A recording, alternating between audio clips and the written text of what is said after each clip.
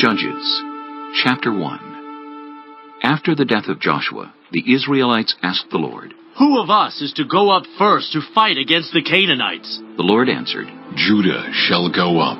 I have given the land into their hands." The men of Judah then said to the Simeonites, their fellow Israelites, "Come up with us into the territory allotted to us to fight against the Canaanites. We in turn will go with you into yours." So the Simeonites went with them. When Judah attacked, the Lord gave the Canaanites and Perizzites into their hands, and they struck down 10,000 men at Bezek. It was there that they found Adoni-Bezek and fought against him, putting to rout the Canaanites and Perizzites. Adoni-Bezek fled, but they chased him and caught him, and cut off his thumbs and big toes. Then Adoni-Bezek said, 70 kings with their thumbs and big toes cut off have picked up scraps under my table. Now God has paid me back for what I did to them. They brought him to Jerusalem, and he died there. The men of Judah attacked Jerusalem also and took it. They put the city to the sword and set it on fire. After that, Judah went down to fight against the Canaanites living in the hill country, the Negev and the western foothills. They advanced against the Canaanites living in Hebron, formerly called Kiriath Arba, and defeated Sheshai, Ahiman, and Talmai. From there they advanced against the people living in Debir, formerly called Kiriath Sepher. And Caleb said, "I will give my daughter Achsah in marriage to the man who attacks and captures Kiriath Sepher." Othniel, son of Kenaz, Caleb's younger brother, took it. So Caleb gave his daughter Achsah to him in marriage. One day, when she came to Othniel, she urged him to ask her father for a field. When she got off her donkey, Caleb asked her, "What can I do for you?" She replied, "Do me a special favor. Since you have given me land in the Negev, give me also springs of water." So Caleb gave her the upper and lower springs. The descendants of Moses' father-in-law, the Kenite, went up from the city of palms with the people of Judah to live among the inhabitants of the desert of Judah in the Negev near Arad. Then the men of Judah went with the Simeonites, their fellow Israelites, and attacked the Canaanites living in Zephath, and they totally destroyed the city. Therefore it was called Hormah. Judah also took Gaza, Ashkelon, and Ekron, each city with its territory. The Lord was with the men of Judah. They took possession of the hill country, but they were unable to drive the people from the plains because they had chariots fitted with iron. As Moses had promised, Hebron was given to Caleb, who drove from it the 3 sons of Anak. The Benjamites, however, did not drive out the Jebusites, who were living in Jerusalem. To this day, the Jebusites live there with the Benjamites.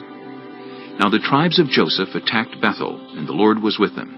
When they sent men to spy out Bethel, formerly called Luz, the spies saw a man coming out of the city, and they said to him, "Show us how to get into the city, and we will see that you are treated well." So he showed them, and they put the city to the sword, but spared the man and his whole family. He then went to the land of the Hittites, where he built a city and called it Luz, which is its name to this day. But Manasseh did not drive out the people of Bethshan, or Taanach, or Dor, or Ibleam, or Megiddo, and their surrounding settlements, for the Canaanites were determined to live in that land. When Israel became strong, they pressed the Canaanites into forced labor, but never drove them out completely. Nor did Ephraim drive out the Canaanites living in Gezer, but the Canaanites continued to live there among them. Neither did Zebulun drive out the Canaanites living in Kitron or Nahalal, so these Canaanites lived among them, but Zebulun did subject them to forced labor. Nor did Asher drive out those living in Akko, or Sidon, or Alab, or Aksib, or Helba, or Aphek, or Rehob. The Asherites lived among the Canaanite inhabitants of the land, because they did not drive them out. Neither did Naphtali drive out those living in Beth-Shemesh, or Beth-Anath, but the Naphtalites too lived among the Canaanite inhabitants of the land, and those living in Beth-Shemesh and Beth-Anath became forced laborers for them. The Amorites confined the Danites to the hill country, not allowing them to come down into the plain.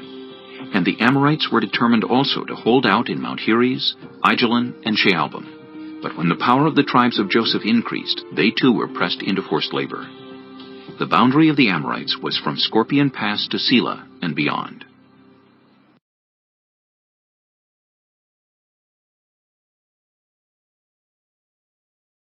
Chapter 2. The angel of the Lord went up from Gilgal to Bochim and said, "I brought you up out of Egypt, and led you into the land I swore to give to your ancestors. I said, I will never break my covenant with you, and you shall not make a covenant with the people of this land, but you shall break down their altars. Yet you have disobeyed me. Why have you done this? And I have also said, I will not drive them out before you. They will become traps for you, and their gods will become snares to you. When the angel of the Lord had spoken these things to all the Israelites, the people wept aloud, and they called that place Bochim. There they offered sacrifices to the Lord. After Joshua had dismissed the Israelites, they went to take possession of the land, each to their own inheritance. The people served the Lord throughout the lifetime of Joshua and of the elders who outlived him, and who had seen all the great things the Lord had done for Israel. Joshua, son of Nun, the servant of the Lord, died at the age of 110, and they buried him in the land of his inheritance at Timnath-Heres in the hill country of Ephraim, north of Mount Gaash. After that whole generation had been gathered to their ancestors, another generation grew up who knew neither the Lord nor what he had done for Israel. Then the Israelites did evil in the eyes of the Lord, and served the Baals. They forsook the Lord, the God of their ancestors, who had brought them out of Egypt. They followed and worshipped various gods of the peoples around them. They aroused the Lord's anger, because they forsook him, and served Baal and the Ashtoreths. In his anger against Israel, the Lord gave them into the hands of raiders who plundered them. He sold them into the hands of their enemies all around, whom they were no longer able to resist. Whenever Israel went out to fight, the hand of the Lord was against them to defeat them, just as he had sworn to them. They were in great distress. Then the Lord raised up judges who saved them out of the hands of these raiders. Yet they would not listen to their judges, but prostituted themselves to other gods and worshipped them. They quickly turned from the ways of their ancestors, who had been obedient to the Lord's commands. Whenever the Lord raised up a judge for them, he was with the judge and saved them out of the hands of their enemies as long as the judge lived. For the Lord relented because of their groaning under those who oppressed and afflicted them. But when the judge died, the people returned to ways even more corrupt than those of their ancestors, following other gods and serving and worshipping them. They refused to give up their evil practices and stubborn ways. Therefore the Lord was very angry with Israel and said, Because this nation has violated the covenant I ordained for their ancestors, and has not listened to me, I will no longer drive out before them any of the nations Joshua left when he died. I will use them to test Israel, and see whether they will keep the way of the Lord, and walk in it, as their ancestors did. The Lord had allowed those nations to remain. He did not drive them out at once by giving them into the hands of Joshua.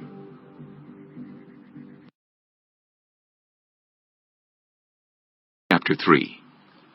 These are the nations the Lord left to test all those Israelites who had not experienced any of the wars in Canaan.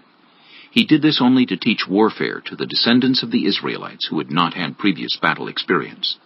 The 5 rulers of the Philistines, all the Canaanites, the Sidonians, and the Hivites living in the Lebanon mountains from Mount Baal-Hermon to Lebo-Hamath. They were left to test the Israelites to see whether they would obey the Lord's commands, which he had given their ancestors through Moses. The Israelites lived among the Canaanites, Hittites, Amorites, Perizzites, Hivites, and Jebusites. They took their daughters in marriage and gave their own daughters to their sons and served their gods. The Israelites did evil in the eyes of the Lord. They forgot the Lord their God and served the Baals and the Asherahs. The anger of the Lord burned against Israel, so that he sold them into the hands of Cushan-Rishathaim, king of Aram-Naharaim, to whom the Israelites were subject for 8 years. But when they cried out to the Lord, he raised up for them a deliverer, Othniel, son of Kenaz, Caleb's younger brother, who saved them. The Spirit of the Lord came on him, so that he became Israel's judge and went to war. The Lord gave Cushan-Rishathaim, king of Aram, into the hands of Othniel, who overpowered him. So the land had peace for 40 years, until Othniel, son of Kenaz, died. Again the Israelites did evil in the eyes of the Lord, and because they did this evil, the Lord gave Eglon, king of Moab, power over Israel. Getting the Ammonites and Amalekites to join him, Eglon came and attacked Israel, and they took possession of the city of palms. The Israelites were subject to Eglon, king of Moab, for 18 years. Again the Israelites cried out to the Lord, and he gave them a deliverer, Ehud, a left-handed man, the son of Jerah the Benjamite. The Israelites sent him with tribute to Eglon, king of Moab. Now Ehud had made a double-edged sword about a cubit long, which he strapped to his right thigh under his clothing. He presented the tribute to Eglon king of Moab, who was a very fat man. After Ehud had presented the tribute, he sent on their way those who had carried it. But on reaching the stone images near Gilgal, he himself went back to Eglon and said, "Your Majesty, I have a secret message for you." The king said to his attendants, "Leave us!" And they all left.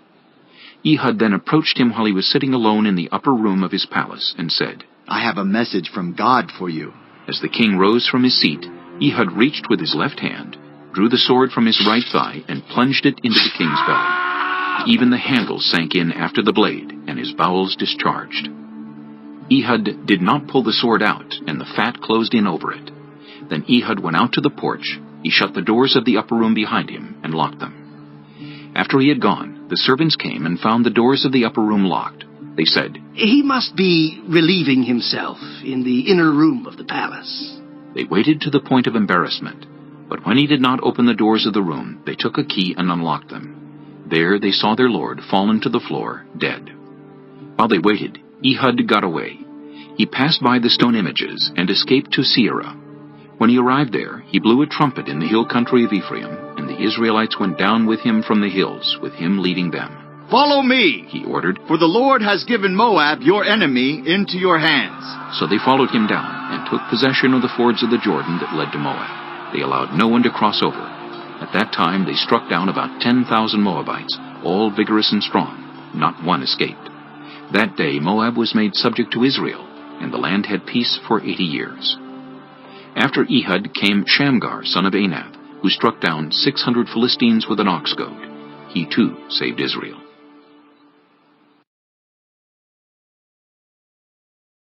Chapter 4. Again the Israelites did evil in the eyes of the Lord, now that Ehud was dead. So the Lord sold them into the hands of Jabin, king of Canaan, who reigned in Hazor. Sisera, the commander of his army, was based in Harosheth-Hagoyim. Because he had 900 chariots fitted with iron, and had cruelly oppressed the Israelites for 20 years, they cried to the Lord for help. Now Deborah, a prophet, the wife of Lapidoth, was leading Israel at that time. She held court under the palm of Deborah between Ramah and Bethel in the hill country of Ephraim, and the Israelites went up to her to have their disputes decided. She sent for Barak, son of Abinoam, from Kedesh in Naphtali, and said to him, "The Lord, the God of Israel, commands you, go, take with you 10,000 men of Naphtali and Zebulun, and lead them up to Mount Tabor. I will lead Sisera, the commander of Jabin's army, with his chariots and his troops, to the Kishon River, and give him into your hands." Barak said to her, "If you go with me, I will go. But if you don't go with me, I won't go." "Certainly, I will go with you," said Deborah. "But because of the course you are taking, the honor will not be yours. For the Lord will deliver Sisera into the hands of a woman." So Deborah went with Barak to Kedesh. There Barak summoned Zebulun and Naphtali, and 10,000 men went up under his command. Deborah also went up with him. Now Heber the Kenite had left the other Kenites, the descendants of Hobab, Moses' brother-in-law, and pitched his tent by the great tree in Zaanaim near Kedesh. When they told Sisera that Barak, son of Abinoam, had gone up to Mount Tabor, Sisera summoned from Harosheth-Hagoyim to the Kishon River all his men and his 900 chariots fitted with iron. Then Deborah said to Barak, "Go!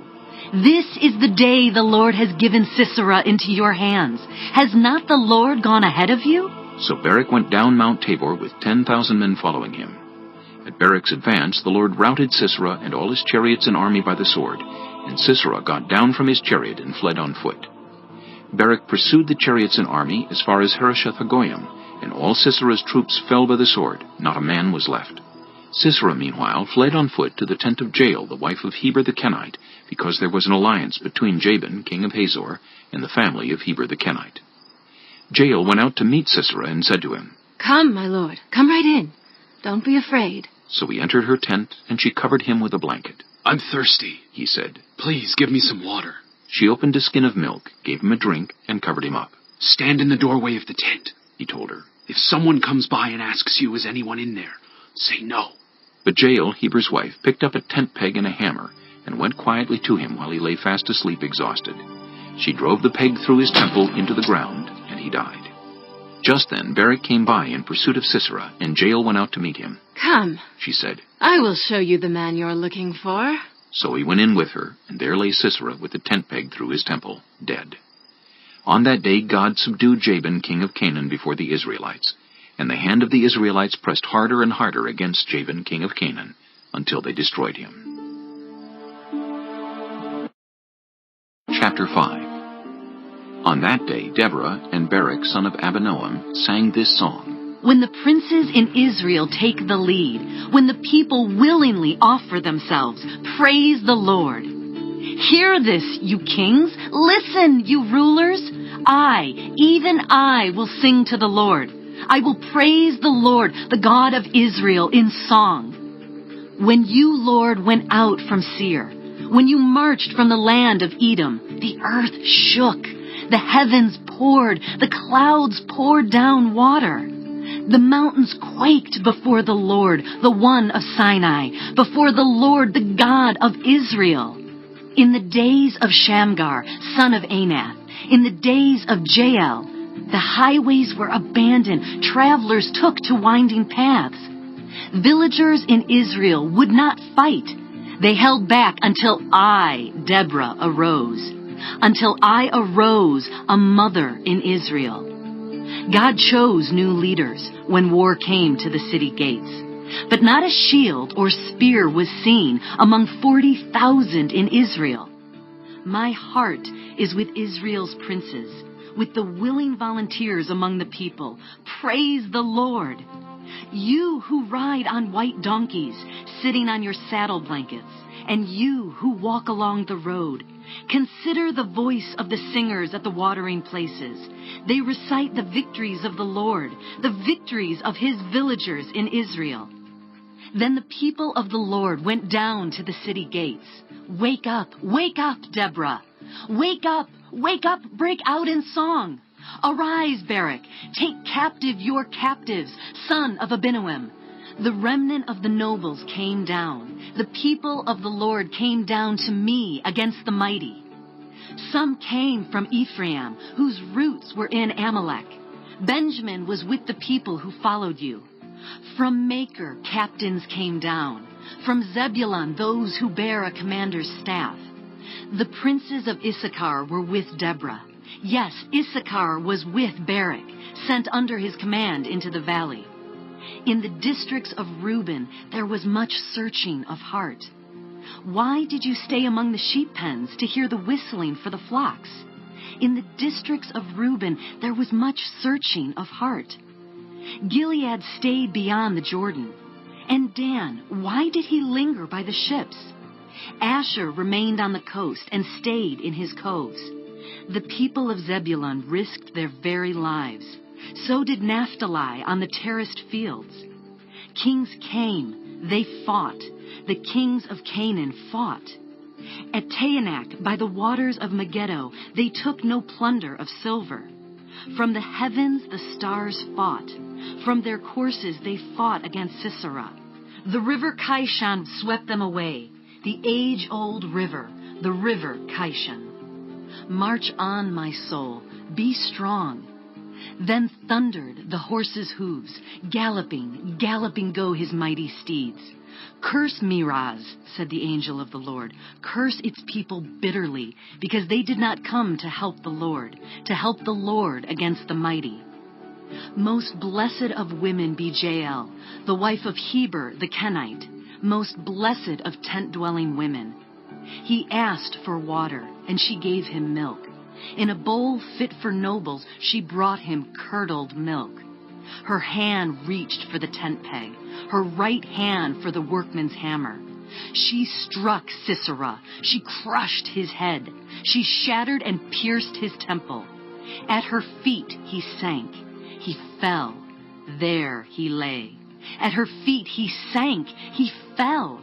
Where he sank, there he fell, dead. Through the window peered Sisera's mother. Behind the lattice she cried out, "Why is his chariot so long in coming? Why is the clatter of his chariots delayed?" The wisest of her ladies answer her. Indeed, she keeps saying to herself, "Are they not finding and dividing the spoils, a woman or two for each man? Colorful garments as plunder for Sisera? Colorful garments embroidered, highly embroidered garments for my neck. All this as plunder? So may all your enemies perish, Lord, but may all who love you be like the sun when it rises in its strength. Then the land had peace 40 years.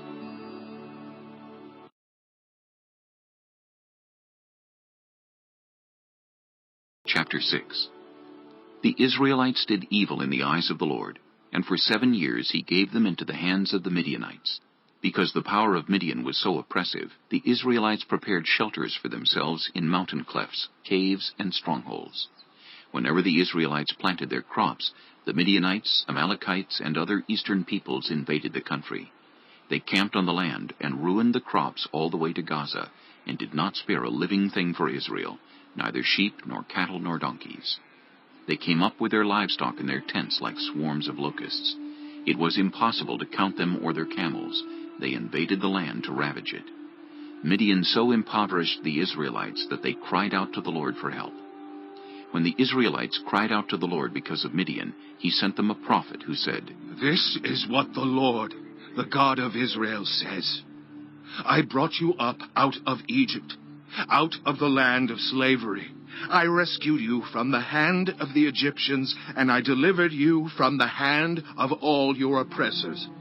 I drove them out before you and gave you their land. I said to you, I am the Lord, your God. Do not worship the gods of the Amorites in whose land you live. But you have not listened to me." The angel of the Lord came and sat down under the oak in Ophrah that belonged to Joash the Abiezrite, where his son Gideon was threshing wheat in a winepress to keep it from the Midianites. When the angel of the Lord appeared to Gideon, he said, "The Lord is with you, mighty warrior." "Pardon me, my lord," Gideon replied. "but if the Lord is with us, why has all this happened to us? Where are all his wonders that our ancestors told us about when they said, 'Did not the Lord bring us up out of Egypt?' But now the Lord has abandoned us and given us into the hand of Midian." The Lord turned to him and said, "Go in the strength you have, and save Israel out of Midian's hand. Am I not sending you?" "Pardon me, my lord," Gideon replied. "but how can I save Israel?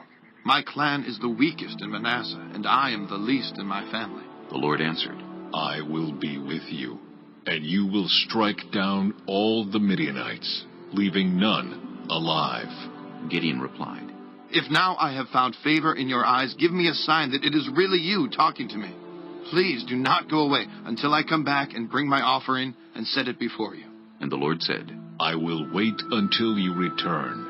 Gideon went inside, prepared a young goat, and from an ephah of flour he made bread without yeast. Putting the meat in a basket and its broth in a pot, he brought them out and offered them to him under the oak. The angel of God said to him, "Take the meat and the unleavened bread, place them on this rock, and pour out the broth." And Gideon did so. Then the angel of the Lord touched the meat and the unleavened bread with the tip of the staff that was in his hand. Fire flared from the rock, consuming the meat and the bread, and the angel of the Lord disappeared. When Gideon realized that it was the angel of the Lord, he exclaimed, "Alas, sovereign Lord, I have seen the angel of the Lord face to face." But the Lord said to him, "Peace. Do not be afraid. You are not going to die." So Gideon built an altar to the Lord there and called it, "The Lord is Peace." To this day it stands in Ophrah of the Abiezrites. That same night the Lord said to him, "Take the second bull from your father's herd, the one 7 years old. Tear down your father's altar to Baal, and cut down the Asherah pole beside it. Then build a proper kind of altar to the Lord your God on the top of this height, using the wood of the Asherah pole that you cut down. Offer the second bull as a burnt offering." So Gideon took 10 of his servants and did as the Lord told him. But because he was afraid of his family and the townspeople, he did it at night rather than in the daytime. In the morning, when the people of the town got up, there was Baal's altar demolished, with the Asherah pole beside it cut down, and the second bull sacrificed on the newly built altar. They asked each other, "Who did this?" When they carefully investigated, they were told, "Gideon, son of Joash, did it." The people of the town demanded of Joash, "Bring out your son! He must die! Because he has broken down Baal's altar and cut down the Asherah pole beside it. But Joash replied to the hostile crowd around him, Are you going to plead Baal's cause? Are you trying to save him? Whoever fights for him shall be put to death by morning. If Baal really is a god, he can defend himself when someone breaks down his altar. So because Gideon broke down Baal's altar, they gave him the name Jerubbaal that day, saying, Let Baal contend with him. Now all the Midianites, Amalekites, and other eastern peoples joined forces and crossed over the Jordan and camped in the valley of Jezreel. Then the Spirit of the Lord came on Gideon, and he blew a trumpet, summoning the Abiezrites to follow him. He sent messengers throughout Manasseh, calling them to arms, and also into Asher, Zebulun, and Naphtali, so that they too went up to meet them. Gideon said to God, If you will save Israel by my hand, as you have promised, look, I will place a wool fleece on the threshing floor. If there is dew only on the fleece, and all the ground is dry, then I will know that you will save Israel by my hand, as you said. And that is what happened. Gideon rose early the next day. He squeezed the fleece and wrung out the dew, a bowl full of water. Then Gideon said to God, Do not be angry with me. Let me make just one more request. Allow me one more test with the fleece. But this time, make the fleece dry and let the ground be covered with dew. That night God did so. Only the fleece was dry. All the ground was covered with dew.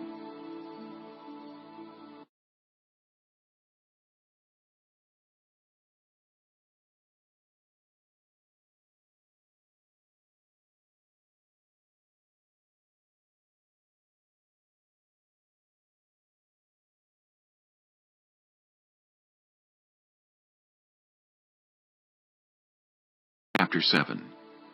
Early in the morning, Jerubbaal, that is Gideon, and all his men camped at the spring of Harod. The camp of Midian was north of them in the valley near the hill of Moreh. The Lord said to Gideon, You have too many men. I cannot deliver Midian into their hands, or Israel would boast against me. My own strength has saved me. Now announce to the army, anyone who trembles with fear may turn back and leave Mount Gilead. So 22,000 men left, while 10,000 remained. But the Lord said to Gideon, There are still too many men. Take them down to the water, and I will thin them out for you there. If I say, This one shall go with you, he shall go. But if I say, This one shall not go with you, he shall not go. So Gideon took the men down to the water. There the Lord told him, Separate those who lap the water with their tongues as a dog laps, from those who kneel down to drink. 300 of them drank from cupped hands, lapping like dogs. All the rest got down on their knees to drink. The Lord said to Gideon, With the 300 men that lapped, I will save you and give the Midianites into your hands. Let all the others go home. So Gideon sent the rest of the Israelites home, but kept the 300 who took over the provisions and trumpets of the others. Now the camp of Midian lay below him in the valley. During that night the Lord said to Gideon, Get up, go down against the camp, because I am going to give it into your hands. If you are afraid to attack, go down to the camp with your servant Purah, and listen to what they are saying. Afterward, you will be encouraged to attack the camp. So he and Purah his servant went down to the outposts of the camp. The Midianites, the Amalekites, and all the other eastern peoples had settled in the valley, thick as locusts. Their camels could no more be counted than the sand on the seashore. Gideon arrived just as a man was telling a friend his dream. I had a dream, he was saying. A round loaf of barley bread came tumbling into the Midianite camp.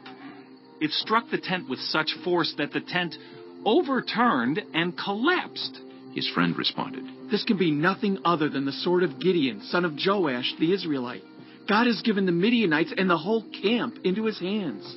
When Gideon heard the dream and its interpretation, he bowed down and worshipped. He returned to the camp of Israel and called out, Get up!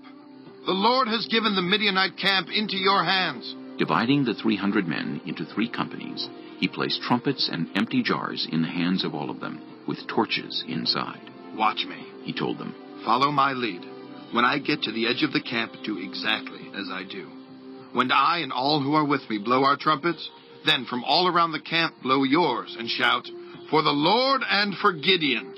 Gideon and the 100 men with him reached the edge of the camp at the beginning of the middle watch, just after they had changed the guard. They blew their trumpets and broke the jars that were in their hands.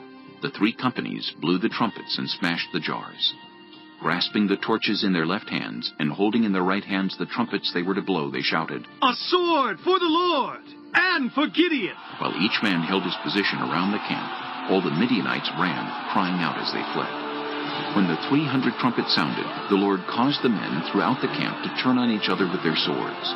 The army fled to Bethshittah toward Zererah, as far as the border of Abel-Meholah near Tabbath. Israelites from Naphtali, Asher, and all Manasseh were called out, and they pursued the Midianites. Gideon sent messengers throughout the hill country of Ephraim, saying, "Come down against the Midianites and seize the waters of the Jordan ahead of them as far as Beth-barah." So all the men of Ephraim were called out, and they seized the waters of the Jordan as far as Beth-barah. They also captured 2 of the Midianite leaders, Oreb and Zeeb. They killed Oreb at the rock of Oreb, and Zeeb at the winepress of Zeeb. They pursued the Midianites and brought the heads of Oreb and Zeeb to Gideon, who was by the Jordan.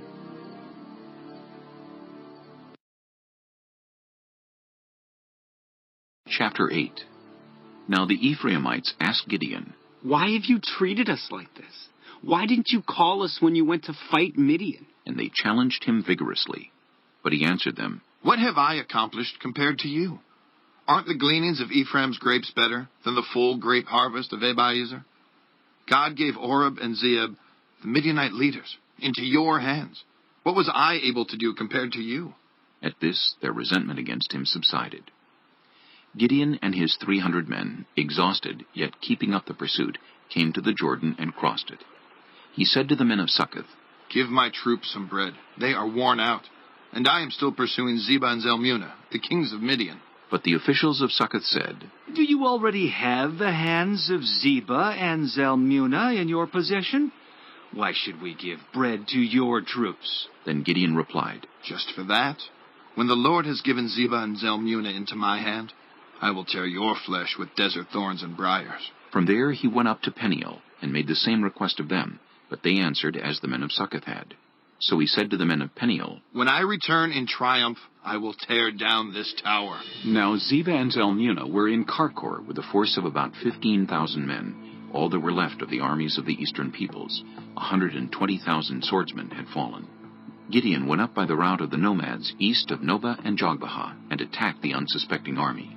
Zebah and Zalmunna, the 2 kings of Midian, fled, but he pursued them and captured them, routing their entire army. Gideon, son of Joash, then returned from the battle by the pass of Heres. He caught a young man of Succoth and questioned him, and the young man wrote down for him the names of the 77 officials of Succoth, the elders of the town.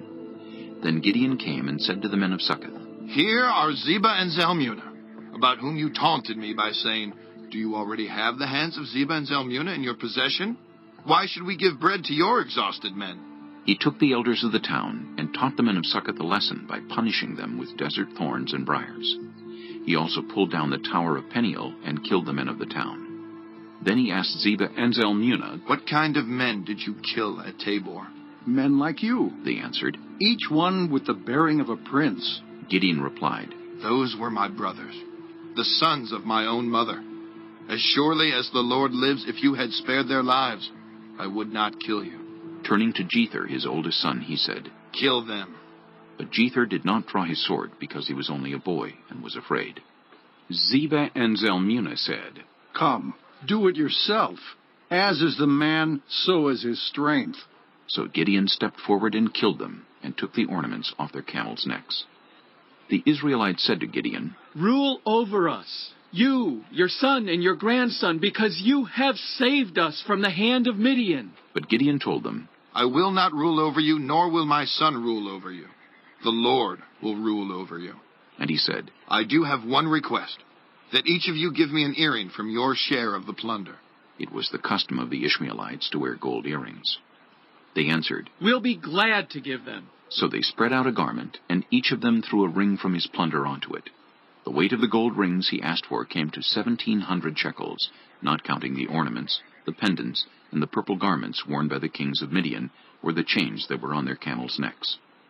Gideon made the gold into an ephod, which he placed in Ophrah his town.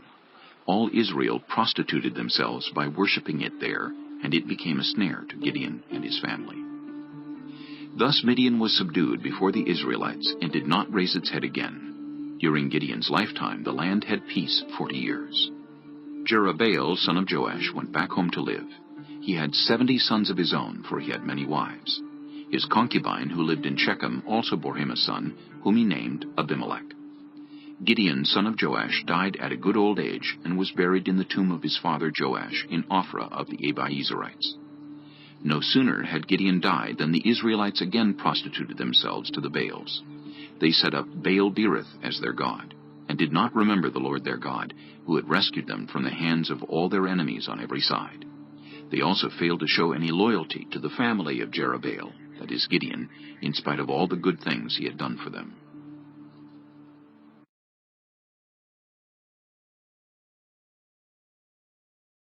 Chapter 9. Abimelech, son of Jerubbaal, went to his mother's brothers in Shechem and said to them, and to all his mother's clan, Ask all the citizens of Shechem, which is better for you, to have all 70 of Jerubbaal's sons rule over you, or just one man? Remember, I am your flesh and blood. When the brothers repeated all this to the citizens of Shechem, they were inclined to follow Abimelech, for they said, He is related to us. They gave him 70 shekels of silver from the temple of Baal-berith, and Abimelech used it to hire reckless scoundrels who became his followers. He went to his father's home in Ophrah, and on one stone murdered his 70 brothers, the sons of Jerubbaal. But Jotham, the youngest son of Jerubbaal, escaped by hiding. Then all the citizens of Shechem and Beth Millo gathered beside the great tree at the pillar in Shechem to crown Abimelech king. When Jotham was told about this, he climbed up on the top of Mount Gerizim and shouted to them, Listen to me, citizens of Shechem, so that God may listen to you. One day the trees went out to anoint a king for themselves. They said to the olive tree, Be our king. But the olive tree answered, Should I give up my oil, by which both gods and humans are honored, to hold sway over the trees? Next, the tree said to the fig tree, Come and be our king. But the fig tree replied, Should I give up my fruit, so good and sweet, to hold sway over the trees? Then the tree said to the vine, Come and be our king.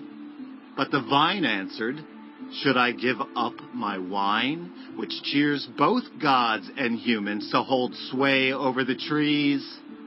Finally, all the trees said to the thorn bush, Come and be our king.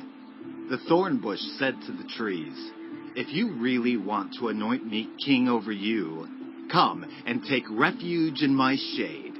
But if not, then let fire come out of the thorn bush and consume the cedars of Lebanon. Have you acted honorably and in good faith by making Abimelech king? Have you been fair to Jerubbaal and his family? Have you treated him as he deserves? Remember that my father fought for you and risked his life to rescue you from the hand of Midian. But today you have revolted against my father's family. You have murdered his 70 sons on a single stone, and have made Abimelech, the son of his female slave, king over the citizens of Shechem because he is related to you. So have you acted honorably and in good faith toward Jerubbaal and his family today? If you have, may Abimelech be your joy, and may you be his too. But if you have not, let fire come out from Abimelech and consume you, the citizens of Shechem and Beth Millo, and let fire come out from you, the citizens of Shechem and Beth Millo, and consume Abimelech. Then Jotham fled, escaping to Beer, and he lived there because he was afraid of his brother Abimelech. After Abimelech had governed Israel 3 years, God stirred up animosity between Abimelech and the citizens of Shechem, so that they acted treacherously against Abimelech. God did this in order that the crime against Jerubbaal's 70 sons, the shedding of their blood, might be avenged on their brother Abimelech and on the citizens of Shechem, who had helped him murder his brothers. In opposition to him, these citizens of Shechem set men on the hilltops to ambush and rob everyone who passed by, and this was reported to Abimelech. Now Gaal, son of Ebed, moved with his clan into Shechem, and its citizens put their confidence in him. After they had gone out into the fields and gathered the grapes and trodden them, they held a festival in the temple of their God. While they were eating and drinking, they cursed Abimelech. Then Gaal, son of Ebed, said, "Who is Abimelech, and why should we Shechemites be subject to him? Isn't he Jerubbaal's son, and isn't Zebul his deputy? Serve the family of Hamor, Shechem's father. Why should we serve Abimelech? If only this people were under my command, then I would get rid of him. I would say to Abimelech, 'Call out your whole army.'" When Zebul, the governor of the city, heard what Gaal, son of Ebed, said, he was very angry. Under cover he sent messengers to Abimelech, saying, "Gaal, son of Ebed, and his clan have come to Shechem and are stirring up the city against you. Now then, during the night you and your men should come and lie in wait in the fields. In the morning at sunrise, advance against the city. When Gaal and his men come out against you, seize the opportunity to attack them." So Abimelech and all his troops set out by night and took up concealed positions near Shechem in 4 companies. Now Gaal, son of Ebed, had gone out and was standing at the entrance of the city gate just as Abimelech and his troops came out from their hiding place. When Gaal saw them, he said to Zebul, "Look, people are coming down from the tops of the mountains." Zebul replied, "You mistake the shadows of the mountains for men." But Gaal spoke up again. "Look, people are coming down from the central hill, and a company is coming from the direction of the diviner's tree." Then Zebul said to him, "Where is your big talk now? You who said, 'Who is Abimelech that we should be subject to him?' Aren't these the men you ridiculed? Go out and fight them." So Gaal led out the citizens of Shechem and fought Abimelech. Abimelech chased him all the way to the entrance of the gate, and many were killed as they fled. Then Abimelech stayed in Arumah, and Zebul drove Gaal and his clan out of Shechem. The next day the people of Shechem went out to the fields, and this was reported to Abimelech. So he took his men, divided them into 3 companies, and set an ambush in the fields. When he saw the people coming out of the city, he rose to attack them. Abimelech and the companies with him rushed forward to a position at the entrance of the city gate. Then 2 companies attacked those in the fields and struck them down. All that day Abimelech pressed his attack against the city until he had captured it and killed its people. Then he destroyed the city and scattered salt over it. On hearing this, the citizens in the tower of Shechem went into the stronghold of the temple of El-Berith. When Abimelech heard that they had assembled there, he and all his men went up Mount Zalmon. He took an axe and cut off some branches, which he lifted to his shoulders. He ordered the men with him, "Quick! Do what you have seen me do!" So all the men cut branches and followed Abimelech. They piled them against the stronghold and set it on fire with the people still inside. So all the people in the tower of Shechem, about 1,000 men and women, also died.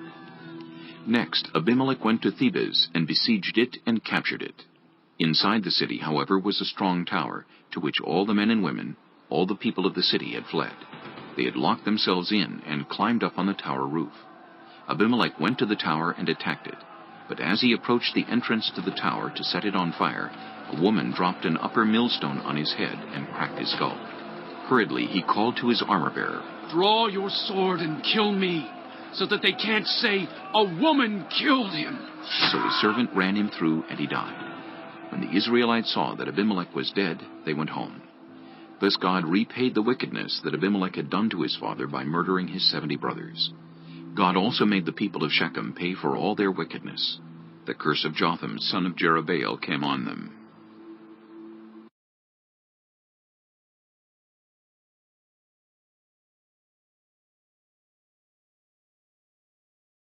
Chapter 10. After the time of Abimelech, a man of Issachar named Tola, son of Puah, the son of Dodo, rose to save Israel. He lived in Shamer, in the hill country of Ephraim. He led Israel 23 years. Then he died and was buried in Shamer. He was followed by Jair of Gilead, who led Israel 22 years. He had 30 sons who rode 30 donkeys. They controlled 30 towns in Gilead, which to this day are called Havoth-Jair. When Jair died, he was buried in Canaan. Again the Israelites did evil in the eyes of the Lord. They served the Baals and the Ashtoreths, and the gods of Aram, the gods of Sidon, the gods of Moab, the gods of the Ammonites, and the gods of the Philistines. And because the Israelites forsook the Lord and no longer served him, he became angry with them. He sold them into the hands of the Philistines and the Ammonites, who that year shattered and crushed them. For 18 years they oppressed all the Israelites on the east side of the Jordan in Gilead, the land of the Amorites. The Ammonites also crossed the Jordan to fight against Judah, Benjamin, and Ephraim. Israel was in great distress.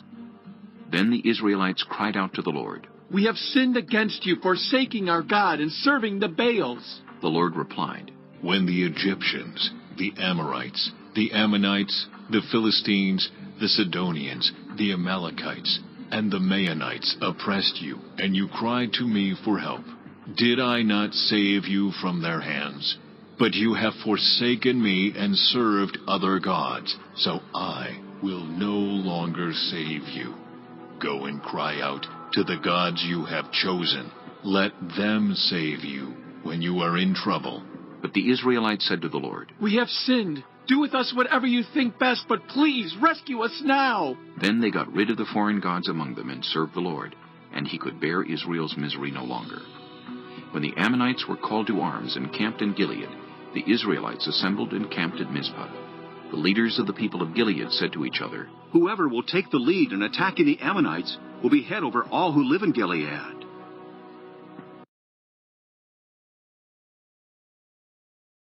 Chapter 11. Jephthah the Gileadite was a mighty warrior.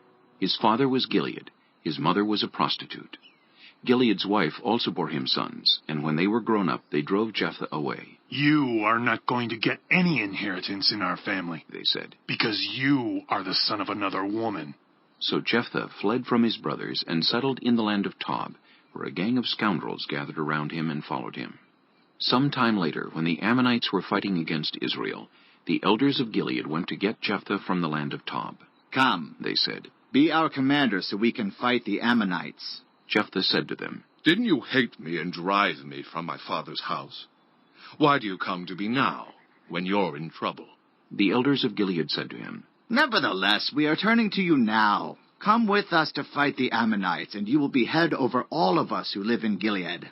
Jephthah answered, "Suppose you take me back to fight the Ammonites, and the Lord gives them to me. Will I really be your head?" The elders of Gilead replied, "The Lord is our witness. We will certainly do as you say." So Jephthah went with the elders of Gilead, and the people made him head and commander over them.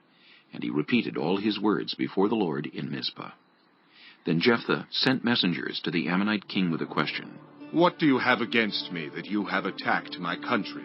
The king of the Ammonites answered Jephthah's messengers, "When Israel came up out of Egypt, they took away my land, from the Arnon to the Jabbok, all the way to the Jordan. Now, give it back, peaceably."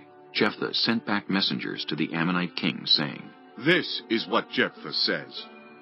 Israel did not take the land of Moab or the land of the Ammonites.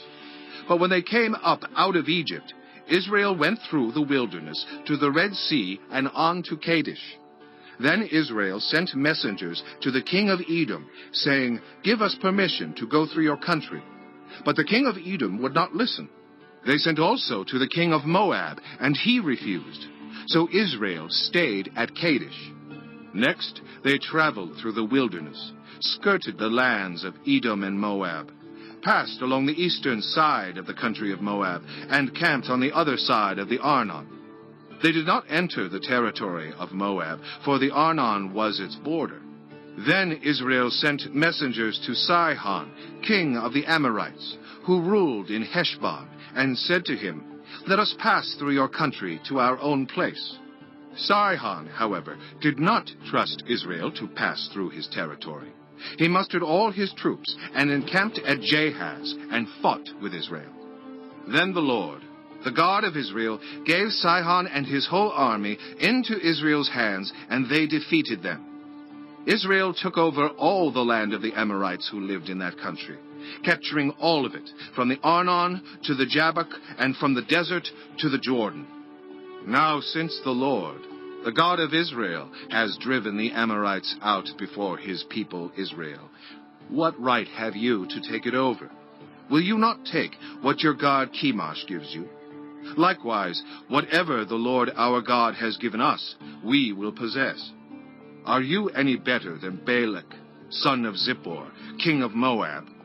Did he ever quarrel with Israel or fight with them? For 300 years, Israel occupied Heshbon, Aroer, the surrounding settlements, and all the towns along the Arnon. Why didn't you retake them during that time? I have not wronged you, but you are doing me wrong by waging war against me. Let the Lord, the judge, decide the dispute this day between the Israelites and the Ammonites. The king of Ammon, however, paid no attention to the message Jephthah sent him. Then the Spirit of the Lord came on Jephthah. He crossed Gilead and Manasseh, passed through Mizpah of Gilead, and from there he advanced against the Ammonites. And Jephthah made a vow to the Lord. If you give the Ammonites into my hands, whatever comes out of the door of my house to meet me when I return in triumph from the Ammonites will be the Lord's, and I will sacrifice it as a burnt offering. Then Jephthah went over to fight the Ammonites, and the Lord gave them into his hands. He devastated 20 towns from Aroer to the vicinity of Minnith as far as Abel-keramim. Thus Israel subdued Ammon. When Jephthah returned to his home in Mizpah, who should come out to meet him but his daughter, dancing to the sound of timbrels? She was an only child. Except for her, he had neither son nor daughter. When he saw her, he tore his clothes and cried, "Oh no, my daughter! You have brought me down, and I am devastated. I have made a vow to the Lord that I cannot break." My father, she replied, you have given your word to the Lord. Do to me just as you promised, now that the Lord has avenged you of your enemies, the Ammonites.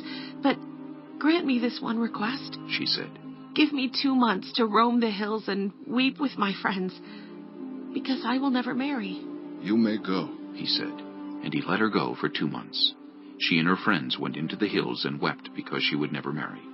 After the 2 months, she returned to her father, and he did to her as he had vowed, and she was a virgin. From this comes the Israelite tradition that each year the young women of Israel go out for 4 days to commemorate the daughter of Jephthah the Gileadite.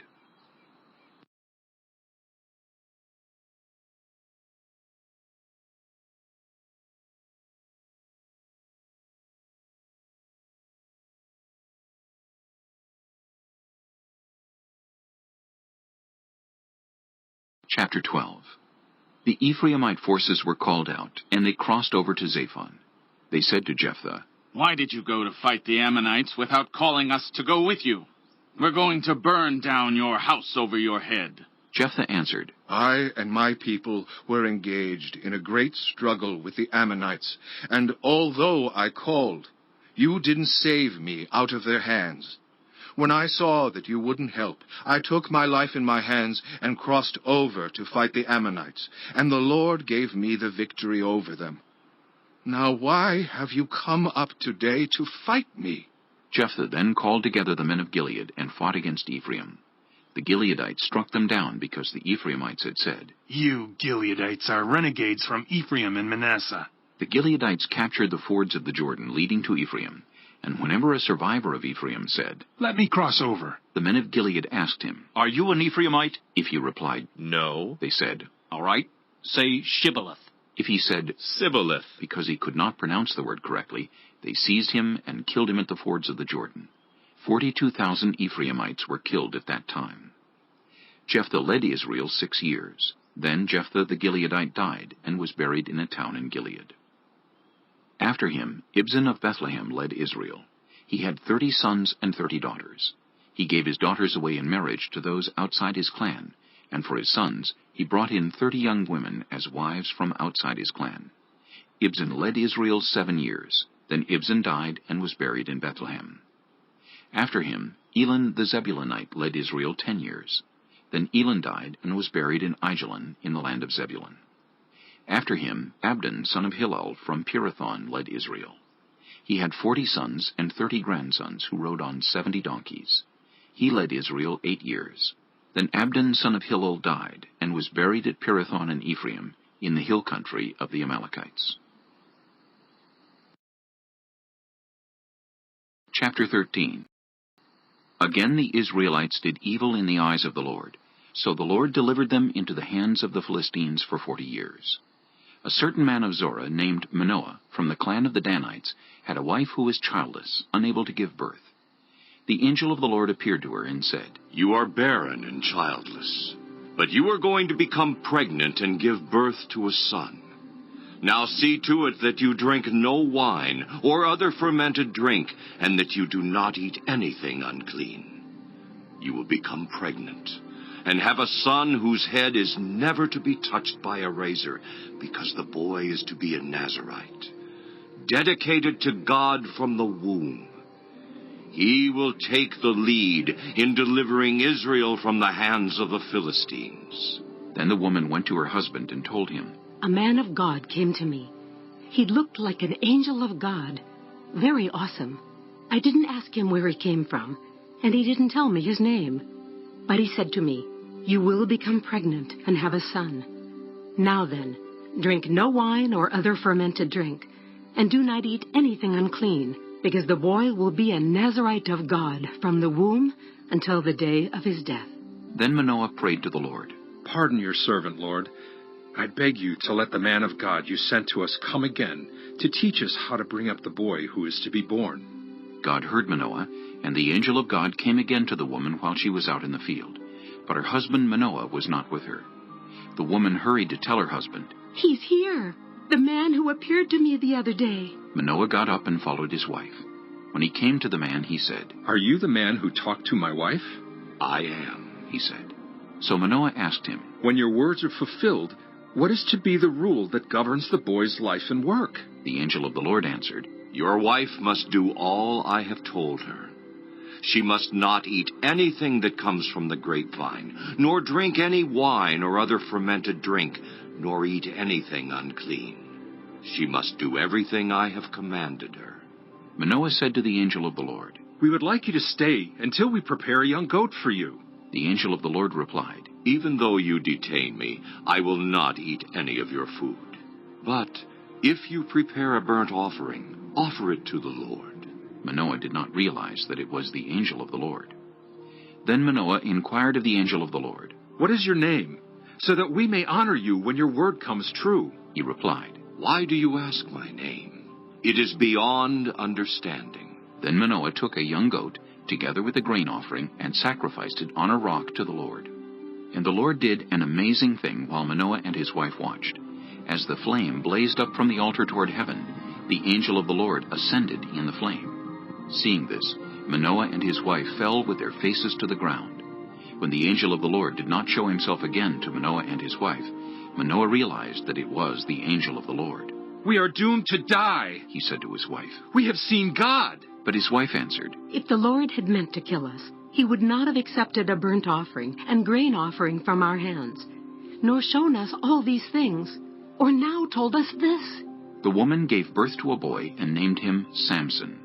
He grew, and the Lord blessed him, and the Spirit of the Lord began to stir him while he was in Mahanadan, between Zorah and Eshtaol.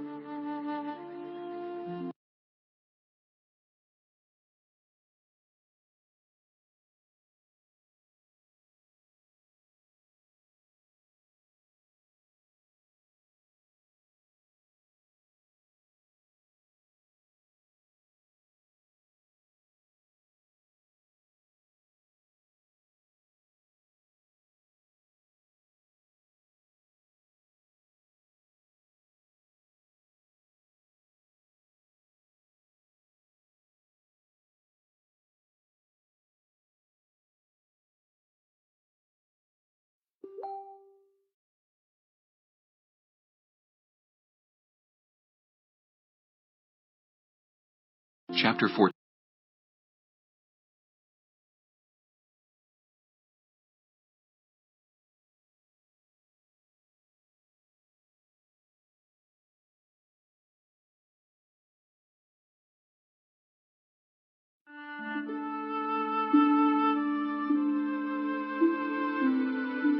Judges, chapter 1. After the death of Joshua, the Israelites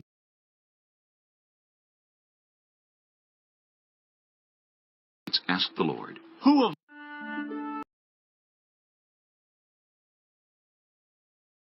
Chapter 14. Samson went down to Timnah and saw there a young Philistine woman. When he returned, he said to his father and mother, "I have seen a Philistine woman in Timnah. Now get her for me as my wife." His father and mother replied, Isn't there an acceptable woman among your relatives or among all our people? Must you go to the uncircumcised Philistines to get a wife? But Samson said to his father, Get her for me. She's the right one for me. His parents did not know that this was from the Lord, who was seeking an occasion to confront the Philistines, for at that time they were ruling over Israel. Samson went down to Timnah together with his father and mother. As they approached the vineyards of Timnah, suddenly a young lion came roaring toward him, and the Spirit of the Lord came powerfully upon him, so that he tore the lion apart with his bare hands, as he might have torn a young goat. But he told neither his father nor his mother what he had done.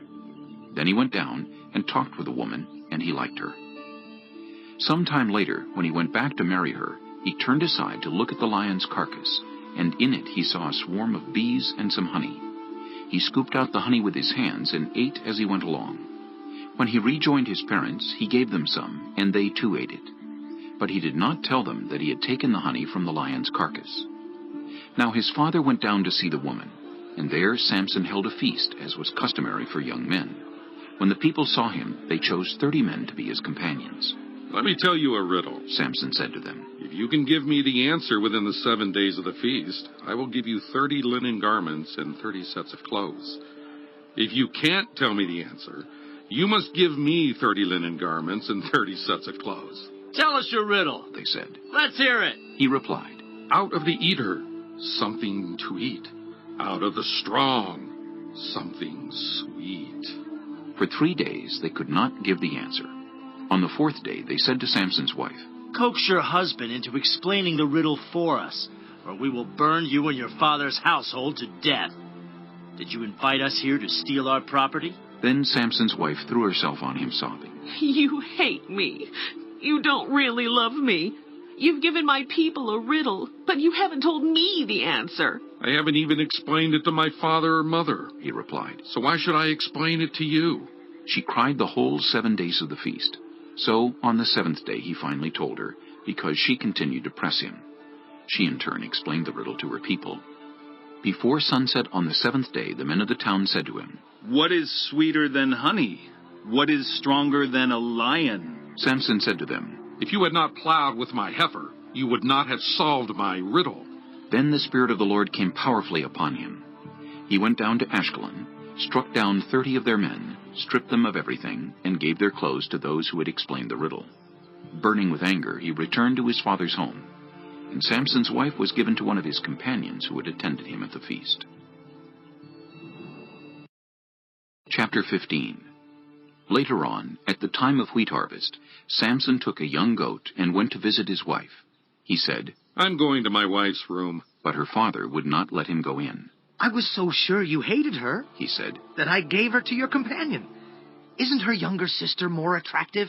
Take her instead. Samson said to them, This time I have a right to get even with the Philistines. I will really harm them. So he went out and caught 300 foxes and tied them tail to tail in pairs.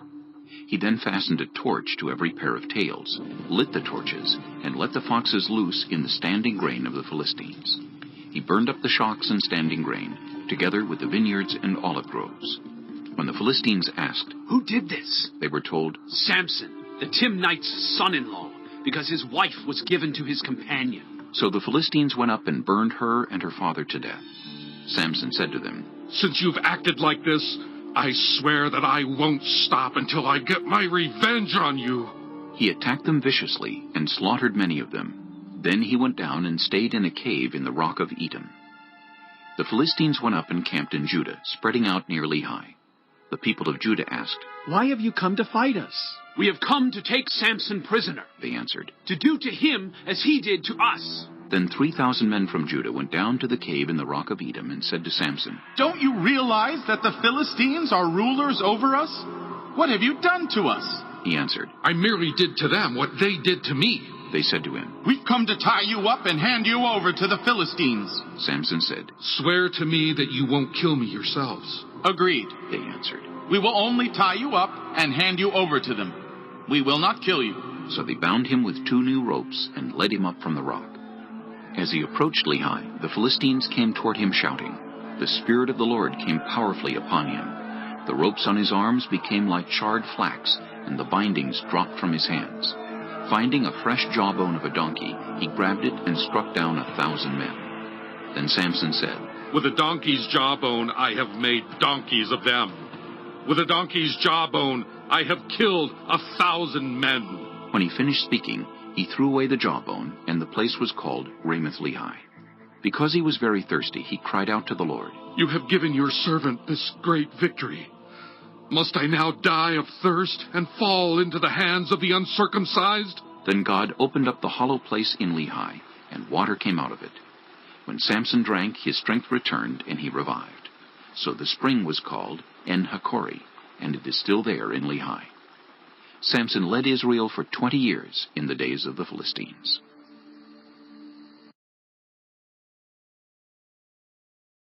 Chapter 16. One day Samson went to Gaza, where he saw a prostitute. He went in to spend the night with her. The people of Gaza were told, "Samson is here." So they surrounded the place and lay in wait for him all night at the city gate. They made no move during the night, saying, "At dawn we'll kill him." But Samson lay there only until the middle of the night. Then he got up and took hold of the doors of the city gate, together with the 2 posts, and tore them loose, bar and all. He lifted them to his shoulders and carried them to the top of the hill that faces Hebron. Some time later, he fell in love with a woman in the valley of Sorek, whose name was Delilah. The rulers of the Philistines went to her and said, "See if you can lure him into showing you the secret of his great strength and how we can overpower him so we may tie him up and subdue him. Each one of us will give you 1,100 shekels of silver." So Delilah said to Samson, "Tell me the secret of your great strength, and how you can be tied up and subdued." Samson answered her, "If anyone ties me with 7 fresh bowstrings that have not been dried, I'll become as weak as any other man." Then the rulers of the Philistines brought her 7 fresh bowstrings that had not been dried, and she tied him with them. With men hidden in the room, she called to him, "Samson, the Philistines are upon you!" But he snapped the bowstrings as easily as a piece of string snaps when it comes close to a flame. So the secret of his strength was not discovered. Then Delilah said to Samson, "You have made a fool of me. You lied to me. Come now, tell me how you can be tied." He said, "If anyone ties me securely with new ropes that have never been used, I'll become as weak as any other man." So Delilah took new ropes and tied him with them. Then with men hidden in the room, she called to him, "Samson, the Philistines are upon you!" But he snapped the ropes off his arms as if they were threads. Delilah then said to Samson, "All this time you have been making a fool of me and lying to me. Tell me how you can be tied." He replied, "If you weave the 7 braids of my head into the fabric on the loom and tighten it with a pin, I'll become as weak as any other man." So while he was sleeping, Delilah took the 7 braids of his head, wove them into the fabric, and tightened it with a pin. Again she called to him, "Samson, the Philistines are upon you!" He awoke from his sleep and pulled up the pin in the loom with the fabric. Then she said to him, "How can you say I love you when you won't confide in me? This is the 3rd time you have made a fool of me and haven't told me the secret of your great strength." With such nagging, she prodded him day after day until he was sick to death of it. So he told her everything. "No razor has ever been used on my head," he said, "because I have been a Nazirite, dedicated to God from my mother's womb. If my head were shaved, my strength would leave me, and I would become as weak as any other man." When Delilah saw that he had told her everything, she sent word to the rulers of the Philistines, "Come back once more. He has told me everything." So the rulers of the Philistines returned with the silver in their hands. After putting him to sleep on her lap, she called for someone to shave off the 7 braids of his hair, and so began to subdue him, and his strength left him. Then she called, "Samson, the Philistines are upon you!" He awoke from his sleep and thought, "I'll go out as before and shake myself free." But he did not know that the Lord had left him. Then the Philistines seized him, gouged out his eyes, and took him down to Gaza. Binding him with bronze shackles, they set him to grinding grain in the prison. But the hair on his head began to grow again after it had been shaved. Now the rulers of the Philistines assembled to offer a great sacrifice to Dagon their god, and to celebrate, saying, "Our God has delivered Samson, our enemy, into our hands." When the people saw him, they praised their god, saying, "Our God has delivered our enemy into our hands, the one who laid waste our land and multiplied our slain." While they were in high spirits, they shouted, "Bring out Samson to entertain us!" So they called Samson out of the prison, and he performed for them. When they stood him among the pillars, Samson said to the servant who held his hand, "Put me where I can feel the pillars that support the temple, so that I may lean against them." Now the temple was crowded with men and women. All the rulers of the Philistines were there, and on the roof were about 3,000 men and women watching Samson perform. Then Samson prayed to the Lord, "Sovereign Lord, remember me. Please, God, strengthen me just once more, and let me with one blow get revenge on the Philistines for my 2 eyes." Then Samson reached toward the 2 central pillars on which the temple stood. Bracing himself against them, his right hand on the one and his left hand on the other, Samson said, "Let me die with the Philistines!" Then he pushed with all his might, and down came the temple on the rulers and all the people in it. Thus he killed many more when he died than while he lived. Then his brothers and his father's whole family went down to get him. They brought him back and buried him between Zorah and Eshtaol in the tomb of Manoah his father. He had led Israel 20 years.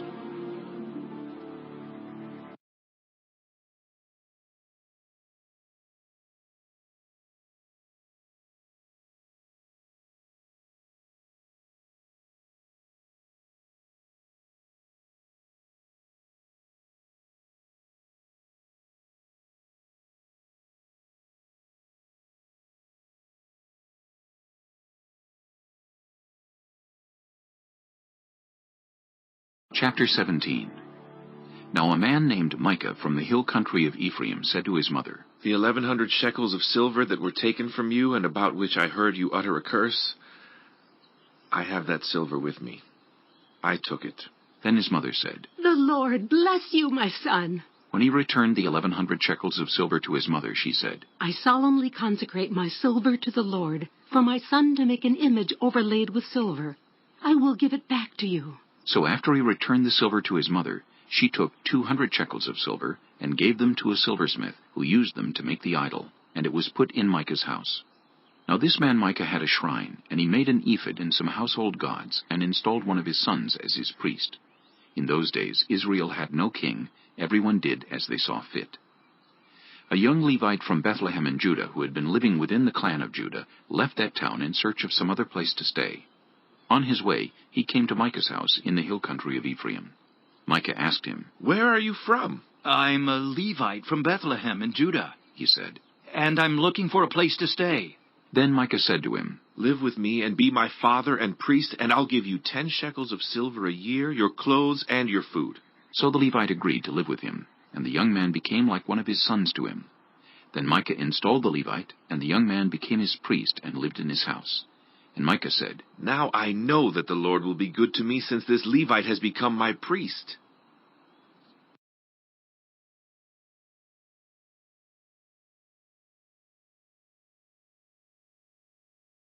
Chapter 18. In those days Israel had no king, and in those days the tribe of the Danites was seeking a place of their own where they might settle, because they had not yet come into an inheritance among the tribes of Israel.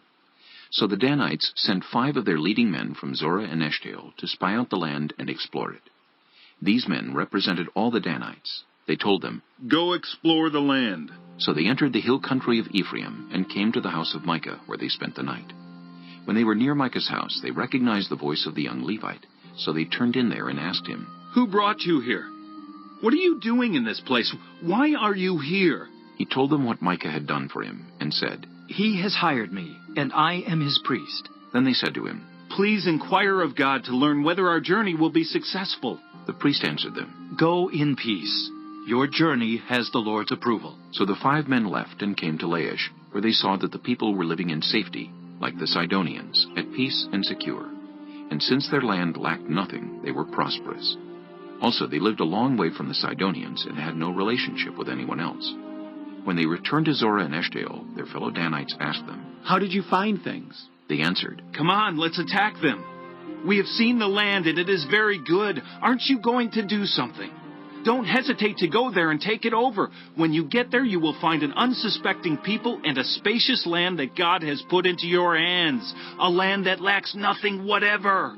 Then 600 men of the Danites, armed for battle, set out from Zorah and Eshtaol. On their way, they set up camp near Kiriath-Jearim in Judah. This is why the place west of Kiriath-Jearim is called Mehanadan to this day. From there they went on to the hill country of Ephraim and came to Micah's house. Then the 5 men who had spied out the land of Laish said to their fellow Danites, "Do you know that one of these houses has an ephod, some household gods, and an image overlaid with silver? Now you know what to do." So they turned in there and went to the house of the young Levite at Micah's place and greeted him. The 600 Danites, armed for battle, stood at the entrance of the gate.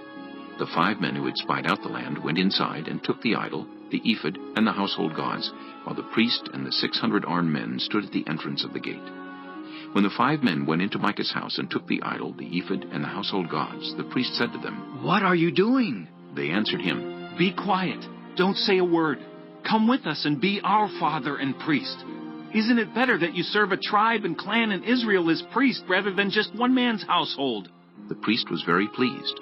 He took the ephod, the household gods, and the idol, and went along with the people. Putting their little children, their livestock, and their possessions in front of them, they turned away and left. When they had gone some distance from Micah's house, the men who lived near Micah were called together and overtook the Danites. As they shouted after them, the Danites turned and said to Micah, "What's the matter with you that you called out your men to fight?" He replied, "You took the gods I made and my priest and went away. What else do I have? How can you ask, 'What's the matter with you?'" The Danites answered, "Don't argue with us, or some of the men may get angry and attack you, and you and your family will lose your lives." So the Danites went their way, and Micah, seeing that they were too strong for him, turned around and went back home.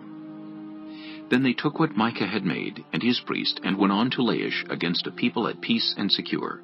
They attacked them with the sword and burned down their city. There was no one to rescue them, because they lived a long way from Sidon and had no relationship with anyone else. The city was in a valley near Beth-rehob. The Danites rebuilt the city and settled there. They named it Dan after their ancestor Dan, who was born to Israel, though the city used to be called Laish. There the Danites set up for themselves the idol, and Jonathan, son of Gershom, the son of Moses, and his sons were priests for the tribe of Dan until the time of the captivity of the land. They continued to use the idol Micah had made all the time the house of God was in Shiloh.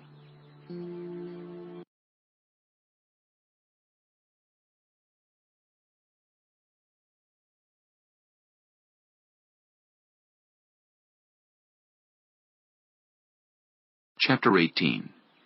In those days Israel had no king, and in those days the tribe of the Danites was seeking a place of their own where they might settle, because they had not yet come into an inheritance among the tribes of Israel.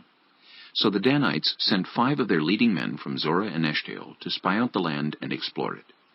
These men represented all the Danites. They told them, "Go explore the land." So they entered the hill country of Ephraim and came to the house of Micah, where they spent the night. When they were near Micah's house, they recognized the voice of Chapter 19. In those days Israel had no king. Now a Levite who lived in a remote area in the hill country of Ephraim took a concubine from Bethlehem in Judah. But she was unfaithful to him. She left him and went back to her parents' home in Bethlehem, Judah. After she had been there 4 months, her husband went to her to persuade her to return. He had with him his servant and 2 donkeys. She took him into her parents' home, and when her father saw him, he gladly welcomed him. His father-in-law, the woman's father, prevailed on him to stay, so he remained with him 3 days, eating and drinking and sleeping there.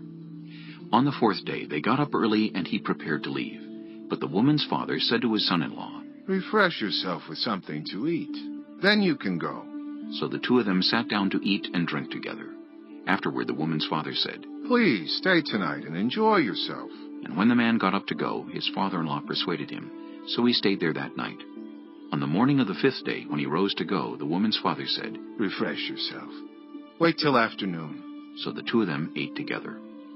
Then, when the man with his concubine and his servant got up to leave, his father-in-law, the woman's father, said, "Now look, it's almost evening. Spend the night here. The day is nearly over. Stay and enjoy yourself.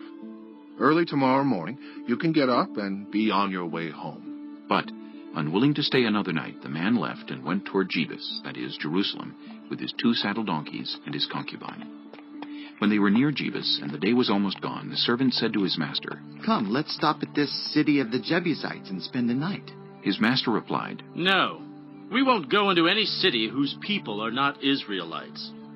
We will go on to Gibeah." He added, "Come, let's try to reach Gibeah or Ramah and spend the night in one of those places." So they went on, and the sun set as they neared Gibeah in Benjamin.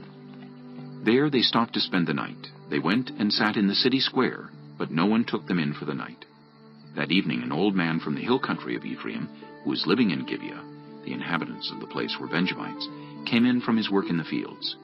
When he looked and saw the traveler in the city square, the old man asked, "Where are you going? Where did you come from?" He answered, "We are on our way from Bethlehem in Judah to a remote area in the hill country of Ephraim, where I live.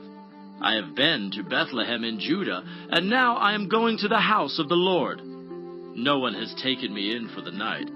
We have both straw and fodder for our donkeys, and bread and wine for ourselves, your servants, me, the woman, and the young man with us. We don't need anything." "You are welcome at my house," the old man said. "Let me supply whatever you need. Only don't spend the night in the square." So he took him into his house and fed his donkeys. After they had washed their feet, they had something to eat and drink. While they were enjoying themselves, some of the wicked men of the city surrounded the house. Pounding on the door, they shouted to the old man who owned the house, "Bring out the man who came to your house so we can have sex with him." The owner of the house went outside and said to them, "No, my friends, don't be so vile. Since this man is my guest, don't do this outrageous thing. Look, here is my virgin daughter and his concubine. I will bring them out to you now, and you can use them and do to them whatever you wish. But as for this man, don't do such an outrageous thing." But the men would not listen to him.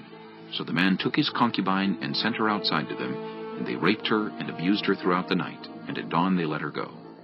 At daybreak the woman went back to the house where her master was staying, fell down at the door, and lay there until daylight. When her master got up in the morning and opened the door of the house and stepped out to continue on his way, there lay his concubine fallen in the doorway of the house, with her hands on the threshold. He said to her, "Get up, let's go." But there was no answer. Then the man put her on his donkey and set out for home.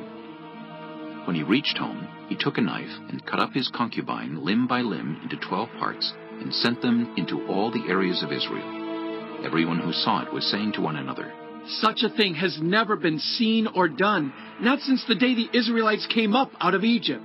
Just imagine! We must do something, so speak up!" Chapter 20. Then all Israel from Dan to Beersheba and from the land of Gilead came together as one and assembled before the Lord in Mizpah. The leaders of all the people of the tribes of Israel took their places in the assembly of God's people, 400,000 men armed with swords. The Benjamites heard that the Israelites had gone up to Mizpah. Then the Israelites said, "Tell us how this awful thing happened." So the Levite, the husband of the murdered woman, said, "I and my concubine came to Gibeah in Benjamin to spend the night. During the night, the men of Gibeah came after me and surrounded the house, intending to kill me. They raped my concubine, and she died. I took my concubine, cut her into pieces, and sent one piece to each region of Israel's inheritance, because they committed this lewd and outrageous act in Israel. Now, all you Israelites, speak up and tell me what you have decided to do." All the men rose up together as one, saying, "None of us will go home. No, not one of us will return to his house. But now this is what we'll do to Gibeah. We'll go up against it in the order decided by casting lots. We'll take 10 men out of every 100 from all the tribes of Israel, and 100 from 1,000, and 1,000 from 10,000 to get provisions for the army. Then, when the army arrives at Gibeah in Benjamin, it can give them what they deserve for this outrageous act done in Israel." So all the Israelites got together and united as one against the city. The tribes of Israel sent messengers throughout the tribe of Benjamin, saying, "What about this awful crime that was committed among you? Now turn those wicked men of Gibeah over to us so that we may put them to death and purge the evil from Israel." But the Benjamites would not listen to their fellow Israelites. From their towns they came together at Gibeah to fight against the Israelites. At once the Benjamites mobilized 26,000 swordsmen from their towns, in addition to 700 able young men from those living in Gibeah. Among all these soldiers there were 700 select troops who were left-handed, each of whom could sling a stone at a hair and not miss. Israel, apart from Benjamin, mustered 400,000 swordsmen, all of them fit for battle. The Israelites went up to Bethel and inquired of God. They said, "Who of us is to go up first to fight against the Benjamites?" The Lord replied, "Judah shall go first." The next morning the Israelites got up and pitched camp near Gibeah. The Israelites went out to fight the Benjamites and took up battle positions against them at Gibeah. The Benjamites came out of Gibeah and cut down 22,000 Israelites on the battlefield that day. But the Israelites encouraged one another and again took up their positions where they had stationed themselves the first day. The Israelites went up and wept before the Lord until evening, and they inquired of the Lord.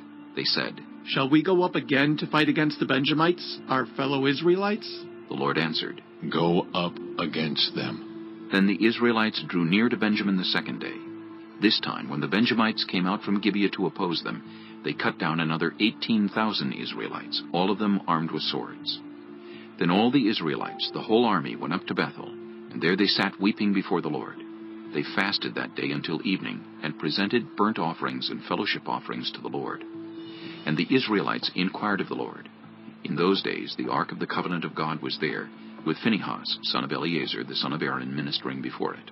They asked, "Shall we go up again to fight against the Benjamites, our fellow Israelites, or not?"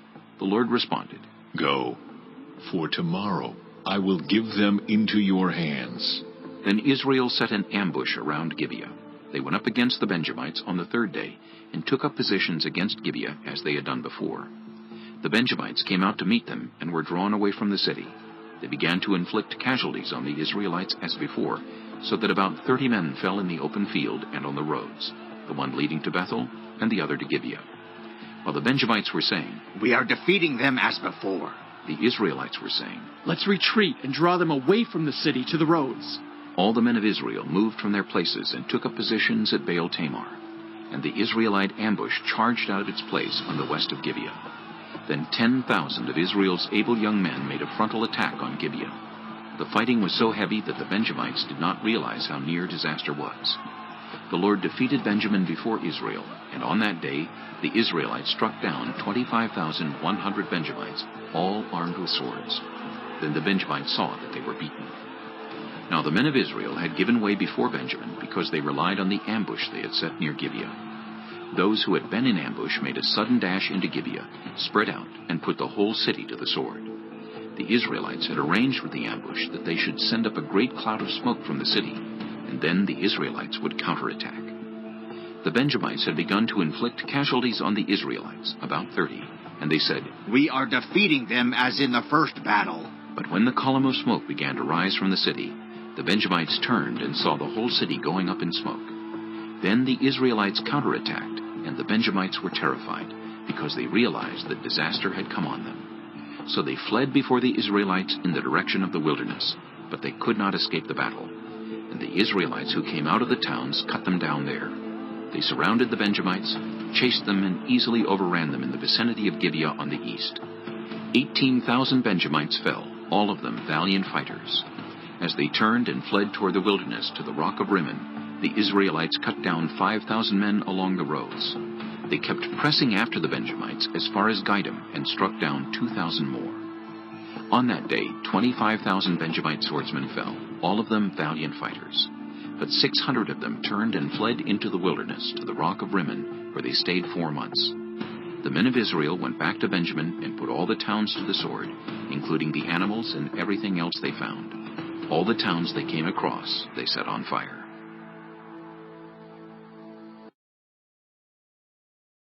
Chapter 21. The men of Israel had taken an oath at Mizpah. "Not one of us will give his daughter in marriage to a Benjamite." The people went to Bethel, where they sat before God until evening, raising their voices and weeping bitterly. "Lord God of Israel," they cried, "why has this happened to Israel? Why should one tribe be missing from Israel today?"